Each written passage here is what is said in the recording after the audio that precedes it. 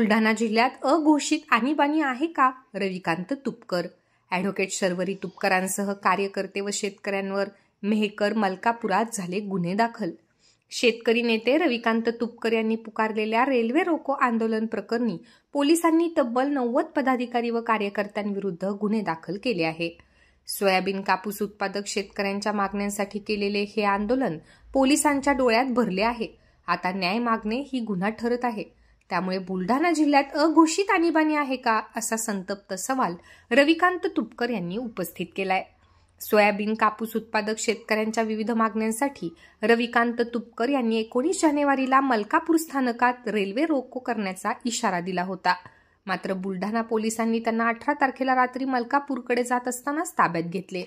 बुलढाणा शहर पोलीस ठाण्यात नेण्यात आल्यावर त्यांच्या विरुद्ध 151(3) नुसार गुन्हा दाखल करण्यात आला. त्यानंतर त्यांना मध्यरात्री मेहकर पोलीस ठाण्यात नेण्यात आले व पुन्हा बुलढाण्यात आणण्यात आले. 19 तारखेला बुलढाणा न्यायालयाने अटक बेकायदेशीर ठरवत त्यांची सुटका केली. रविकांत तुपकर पोलिसांच्या ताब्यात असताना त्यांच्या पत्नी ॲडव्होकेट शर्वरी रविकांत तुपकर यांनी शेतकऱ्यांना सोबत घेऊन मलकापूर येथे आंदोलन केले. शांततेत चालू असलेल्या या आंदोलनातील शेतकऱ्यांना पोलिसांकडून मारहाण झाली. तरी शेतकरी व कार्यकर्त्यांनी नीटपणे पोलिसांच्या काठ्या झेलल्या. तर दुसरीकडे या आंदोलनामुळे मलकापूर पोलिसांनी ॲडव्होकेट शर्वरी रविकांत तुपकर, अमोल राऊत, निलेश नारखेडे, सचिन शिंगोटे, सूरज देवले व इतर 32 कार्यकर्ते शेतकऱ्यांवर गुन्हा दाखल केला आहे. दरम्यान रविकांत तुपकरांना मेहकर पोलीस स्टेशन येथे नेण्यात आल्यानंतर तिथे जमा झालेल्या कार्यकर्त्यांवर पोलिसांनी मुंबई पोलीस कायद्याच्या कलम 135 नुसार गुन्हा दाखल केला आहे. तर रविकांत तुपकर यांच्या अटकेचा निषेध म्हणून वरवंड फाट्यावर निदर्शने केल्याप्रकरणी देखील पोलिसांनी दत्तात्रय जेवघाले, संजय खारे, दिलीप राठोड, लक्ष्मण शेलार, प्रमोद कल्याणकर यांच्यासह अन्य 3 गुन्हा दाखल केला आहे. दरम्यान काही सत्ताधारी नेते पोलीस स्टेशन चालवत असून काही पोलीस अधिकारी सत्ताधारी पक्षाचे बटीक म्हणून काम करत असल्याचा आरोप देखील रविकांत तुपकरांनी यावेळी केला आहे.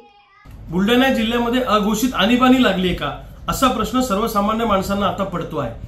कारण न्याय मागणं, सत्याग्रह करणं, आंदोलन करणं, हक्क मागणं याचा अधिकार संविधानाने आम्हाला दिलेला आहे.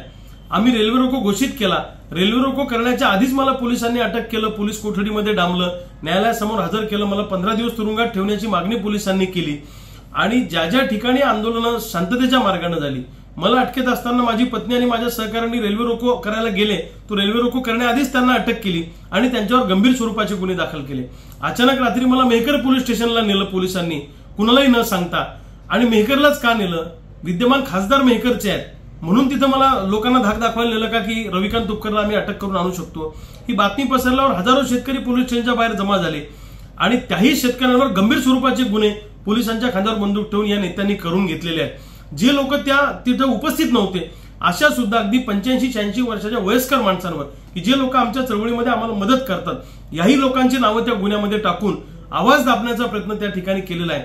जो आम्हाला लोकांचा पाठिंबा मिळतो आहे, जनाधार आम्हाला मिळतो आहे. गावागावातले शेतकरी, मजूर, तरुण आमच्यासोबत मोठ्या प्रमाणामध्ये त्या ठिकाणी जॉईन होत आहेत. त्यामुळे काही सत्ताधारी नेत्यांच्या पायाखालची वाळू सरकलेली आहे आणि त्यामुळे पोलिसांच्या खांद्यावर बंदूक ठेवून मला 1 वर्ष तुरुंगात ठेवण्याचा प्लान या सत्ताधारी नेत्यांचा अनेक दिवसांपासून सुरू आहे.